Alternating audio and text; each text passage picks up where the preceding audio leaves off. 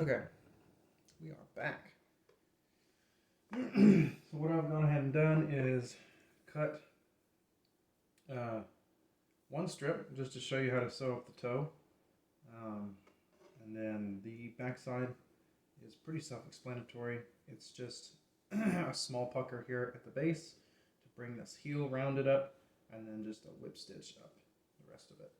So the heel or the toe is the more complicated part. That's the part that everybody seems to have questions about. There's a million different ways to do it. So I'm going to show you my way. Do I not have an actual pen? Well, a pencil will do, I guess. So pen works better because it's a little bit sharper, a little bit clearer. Pencil's a little fuzzy. The benefit of the pencil is that it goes away. So get this nice and flat. Make sure that this is all even.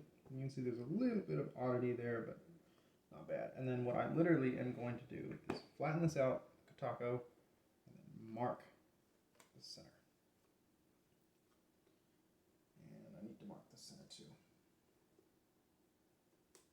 Because that is going to be the foundation for everything else after this. Now we've got, we have a clearly marked center. So clearly marked toe, clearly marked heel. The center line needs to match up the rest of the time that we're going to be doing something. So I usually take and mark around the toe, like this right here, just about maybe, I don't know, a quarter of an inch. I'm not sure what this is, but just about like that. And then I actually have a small little river cane spacer that I made. I don't have it, so I'm just going to do this by eye.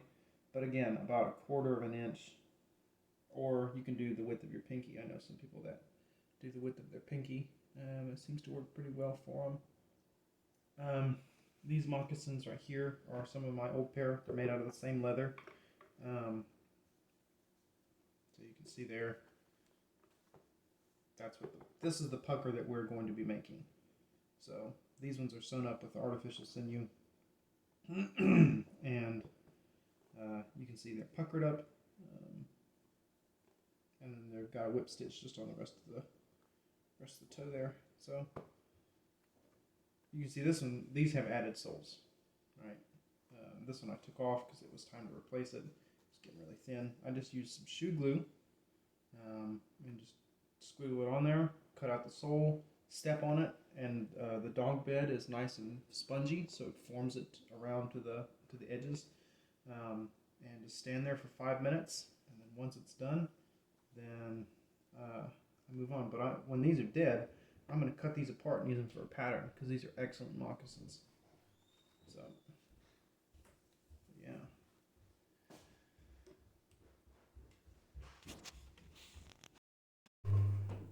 So here's what I've done.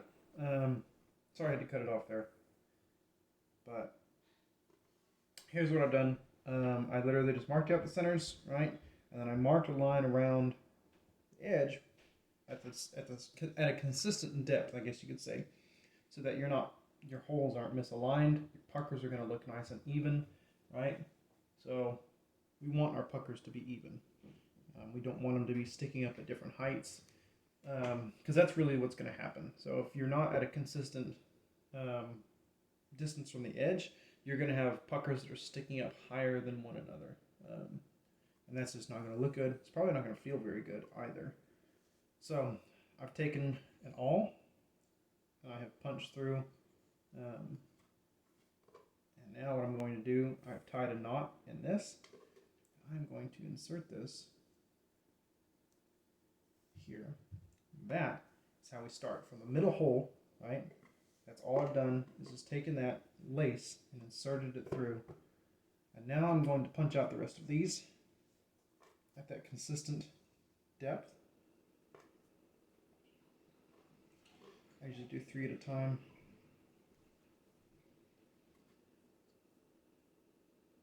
I just want to make sure I get these first. These first 3 are the most important in my mind, because everything else is kind of gonna hinge on that. So now that I've got these puckered up, fold it in half. Do the same thing that you just did.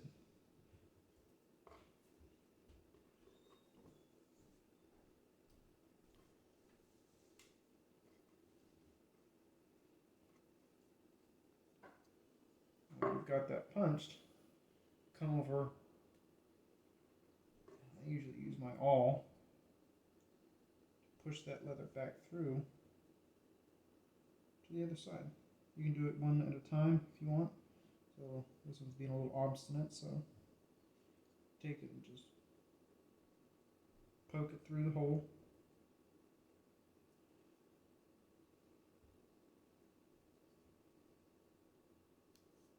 And there you go. So now, pull that tight. Boom. There's your first pucker. So now just do the rest of them. I'll show you how quickly this goes too, because it does go fairly quick once you get in the rhythm. Some people will do a baseball stitch. Some people will do. People have all different ways of doing this, and they produce different looks. So if you like the look of one stitch over another, you're certainly welcome to do that. There's no, I mean, there is kind of a right and wrong way to an extent, but I mean, there are a couple of generally accepted methods of sewing this up. What I've always done is used a running stitch, essentially. And I'll show you how that works. So, get this up. The only one that's not is this. Place with the knot here at the front, and that is going to disappear.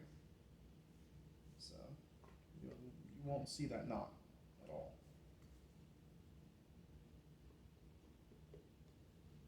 The benefit to using leather to sew these up is that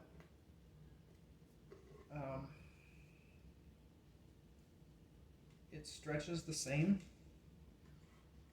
So artificial sinew doesn't really stretch much. Like if it gets wet, right? So obviously we know nylon stretches a lot, which is what artificial sinew is. But when it gets wet, it doesn't stretch. Leather stretches when it gets wet. It expands. So by using this leather to sew it up with, it's going to shrink and expand and get wet and dry at the same sort of rate, which is nice.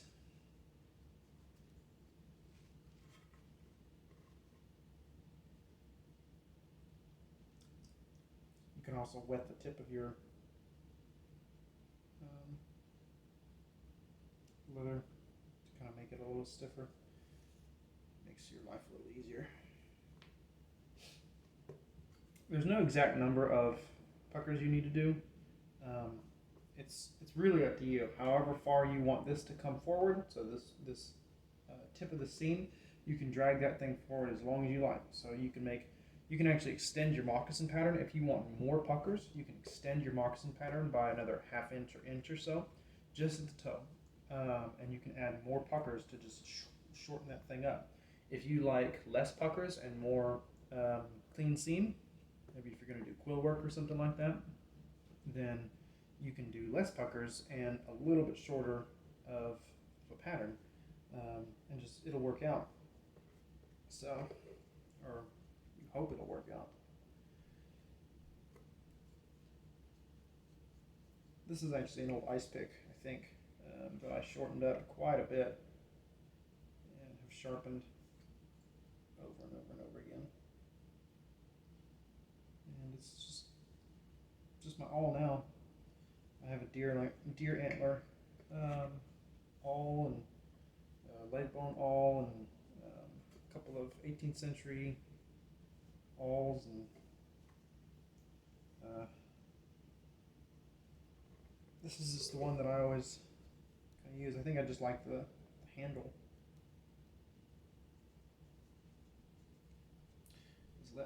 This leather is nice and tough. It doesn't want to really give up the ghost, and it doesn't tear. So that's why I'm like, if I can't use brain tan, or if I'm poor at the moment, then this stuff works just fine.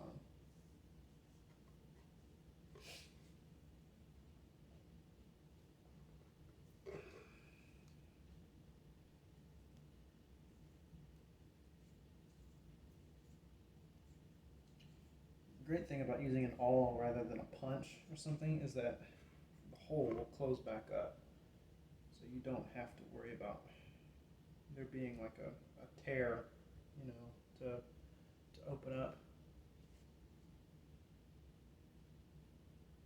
because you're just separating the fibers, and then the leather will shrink back and repair itself over time. I'll show you what we're doing here. So here's the running stitch that we've done, right? Watch what happens when I pull this. Boom. Look at that. That's what we're looking for, right? And then what we'll do, once we get all of this puckered up, we'll turn it inside out and we'll pound the seam, and that will give us what you see here. And it's much smoother on top. So if you're going to do quill work that runs like the entirety of this toe seam, this is a really great way to do that, because it gives you a nice smooth kind of surface to quill on. I do kind of like to have it stretched out when I'm sewing up, so that way things don't get misaligned.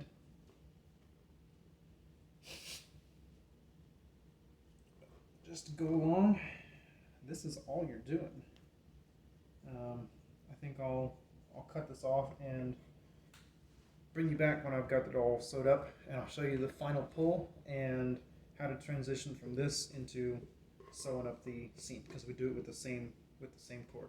So let's see. Okay, I think this is still in frame. Yep. Okay. So here's what we got. We got it sewn up to about where we want it. So there's enough space there to sew up the rest of our stitch. But now it's time for the fun part, which is this.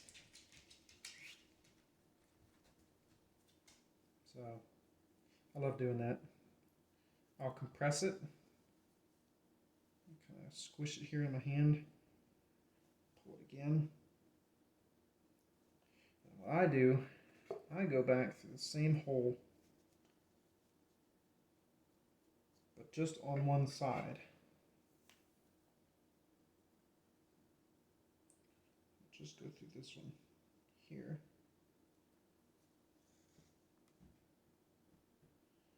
Pull it tight one last time. When you get this loop, pull this side one last time, squish it, hold it, and pull. And this is going to be your transition from the pucker stitch to sewing up the top. And I do that on the other side. So flip the moccasin inside out.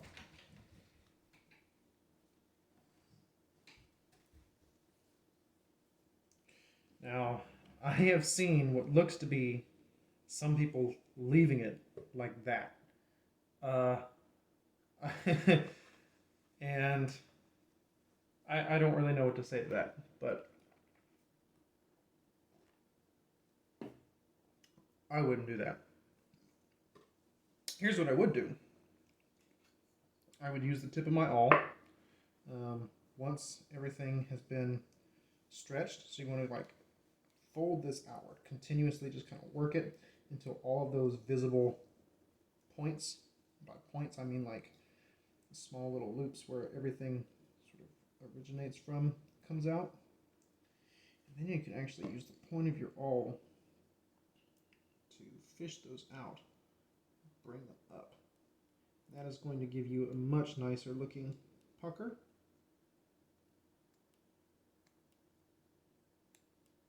There we go. Literally just stick it in there and work it around. You'll find it. But bring it up to the surface. It's going to make things a lot smoother. Just take a look at it now. What this looks like. It looks like, well, you know what? Hand on the inside. Mess with that toe a little bit.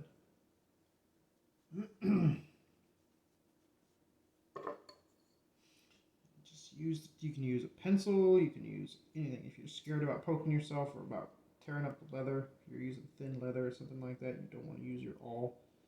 You can use a pencil or just a stick. Get in there.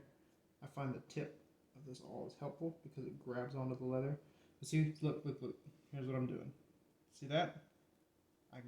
See the tip disappeared there? That's what I call the tip. That's the fold in that leather. Bring that to the front. Bring that up. Get underneath it, because it's folded way down there. Get underneath it and bring it up. Like that. And just do that over and over and over again until they're all up. Be kind of dumb to do just a couple of them and leave the rest of them.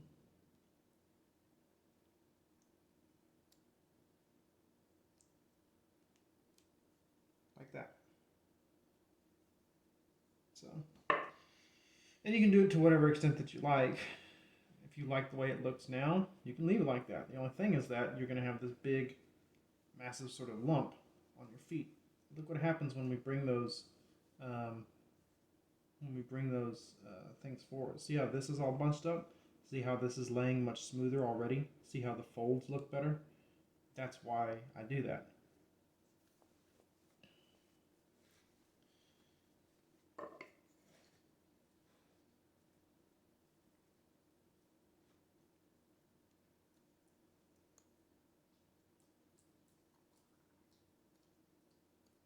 People argue about how to make moccasins. Make them however you want. You'd be on your feet. So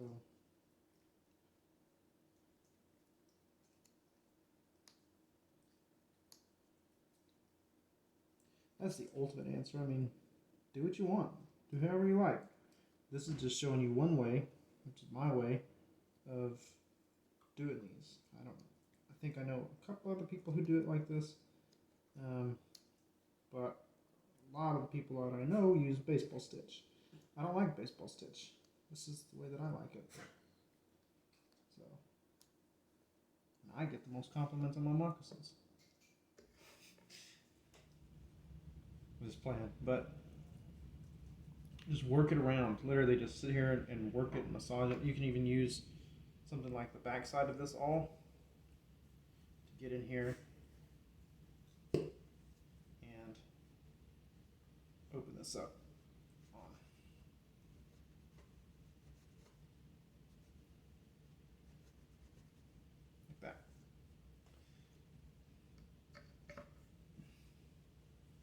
That's what you're looking for.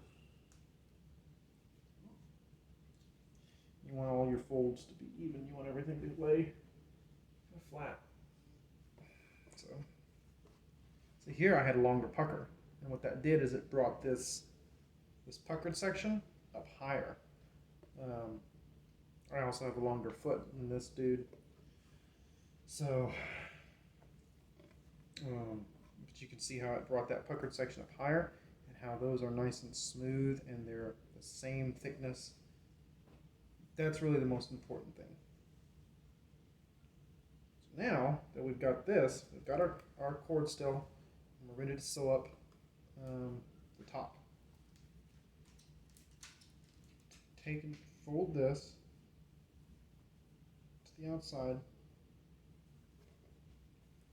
and just start in on whip stitch. The most important part about the transition was that that thing I showed you with the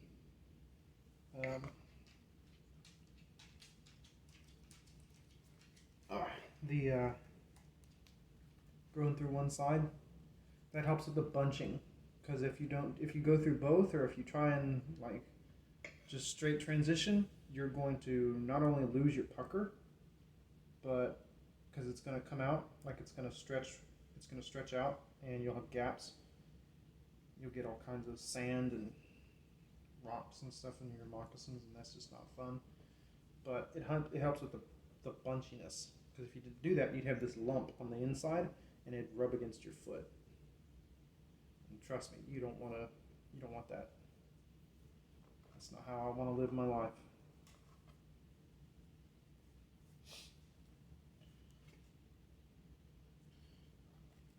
You can do another running stitch. You can do a whip stitch. It's really not important. Most traditional mocks that I see have a whip stitch. Most stitching traditionally is a whip stitch.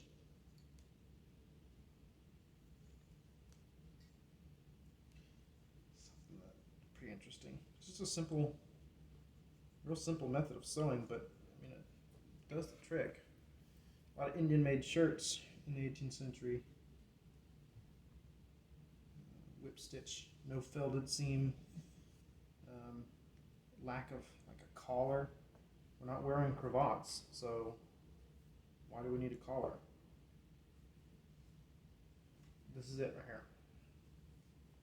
This is basically what your moccasin is going to look like. Sew up the back. Sew up the back too. Sew up the front. And that would be your completed moccasin. So it's not hard. Making moccasins is not hard. It's a little time consuming, but not as much as other things. I do things that are a lot more time consuming than making moccasins. Matter of fact, making moccasins is kind of a nice break from the more time consuming stuff. This leather is so super tough. And it was a gorgeous hide.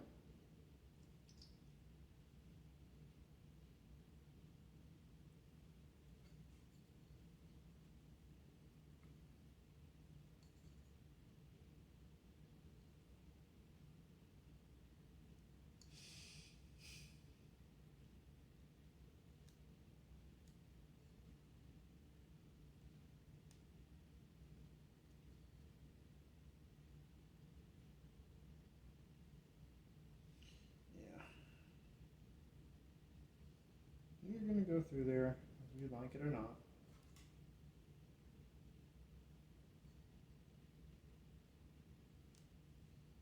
Nope. This is the most time consuming part. If I had like a lacing needle, it'd probably be a little easier, but it's not necessary. I've kind of gotten used to working without it anyway. But not to say it's not time consuming, because it is.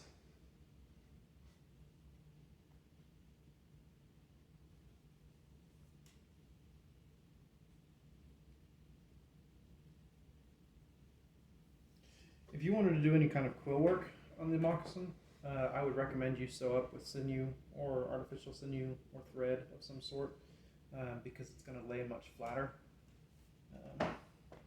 So your seam is going to lay a lot flatter, and it's going to be easier to do quill work over it, because you don't have a big lump sticking up.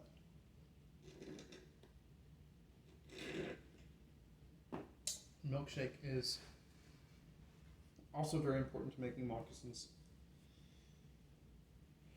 You can use it as a reward, especially if you get one of these really obstinate kind of stitches that doesn't want to go through.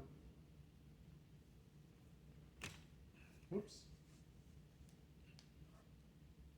I have to cut this off soon, but I can pick it back up later. I have to have these done by tomorrow, which is not hard to do. I've made 4 or 5 pairs of moccasins in a day at one point. If I had help, it would be a lot quicker. But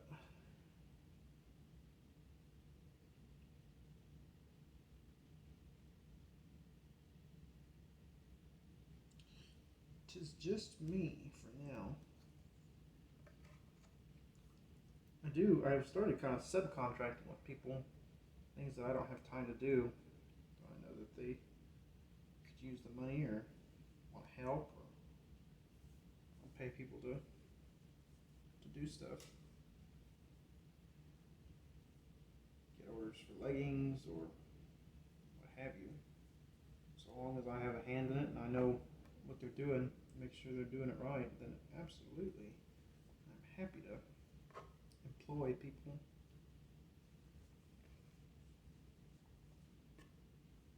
You can see here it's already starting to stand up a little more. It's already starting to kind of.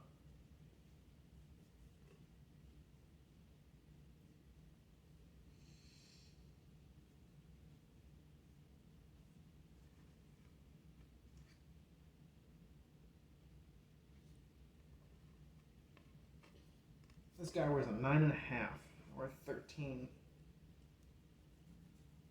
Otherwise, I would use my own foot for the pattern.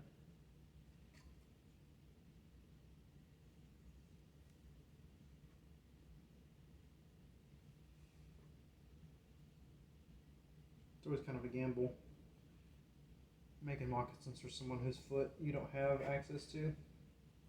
I'm almost tempted to get people to cast their feet. That'd be weird, wouldn't it? Send me a mold of your feet.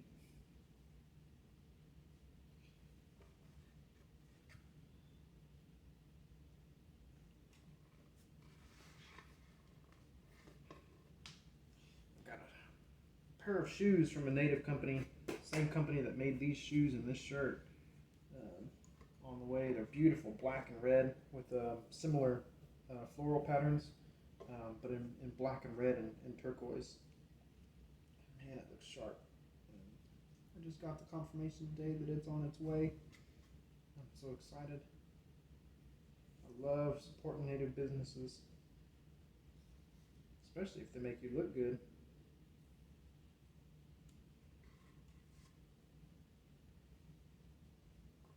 Ta-da! I do usually leave a little bit of a gap here at the front. You can sew it completely up, but I may do one more. Let me do one more. Yeah, I'll do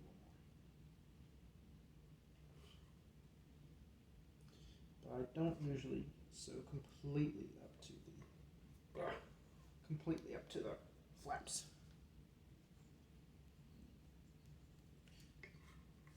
If you're gonna add any ties like those moccasins have, you want a little bit of a gap. It just helps them work better.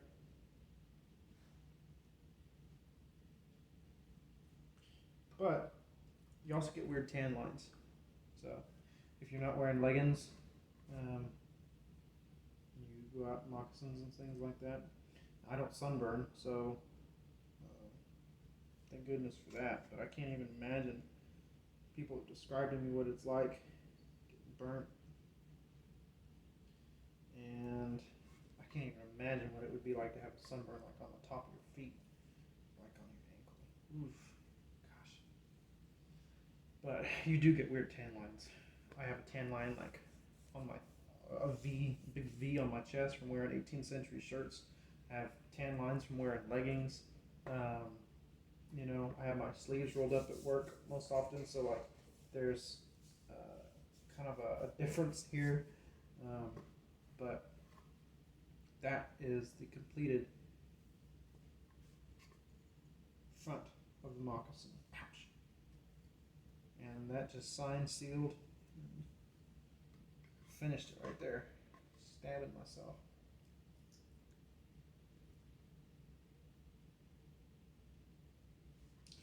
Get this through. I'll show you how to finish it off.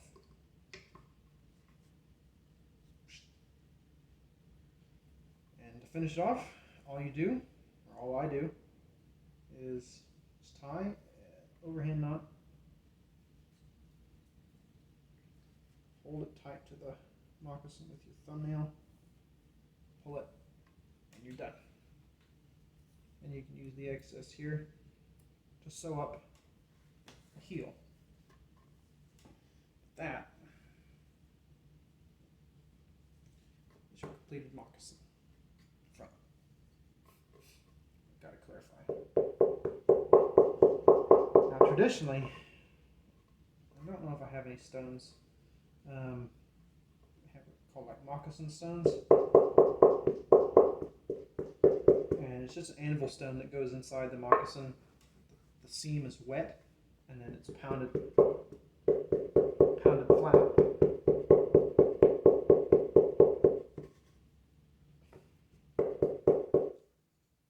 I think all my moccasin stones are at work.